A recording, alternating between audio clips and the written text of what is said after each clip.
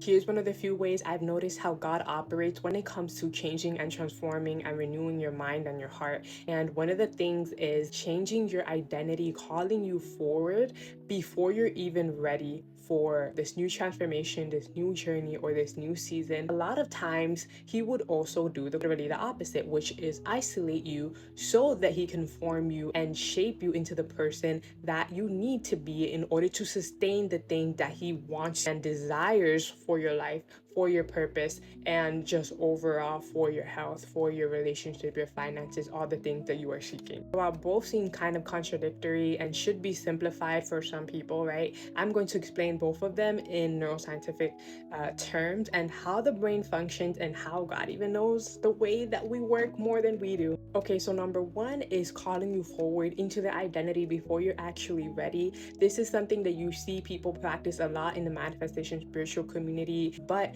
if it's not something that God called you to do, then you may find that you will actually identity shift into something that is not in alignment with what God has in store for you. When you are identity shifting and changing and renewing your mind, you need to give your brain evidence in order for that new identity to stick. And if you give your brain the evidence using all five senses, you put yourself in this new circumstance and you have a new friend and you have this new emotion, right? And you have this new sense of reality because now you're experiencing it in a new location. Your brain will now add that onto the belief system and will flag those things as safe instead of something that would have put you in danger if you had originally stepped out into unfamiliarity. And just the new things can make the brain feel like uncertainty is a threat. Number two is your isolated season. So you may notice that when you are isolated, you have no reason to go out, perform the same behaviors that originally came from the emotion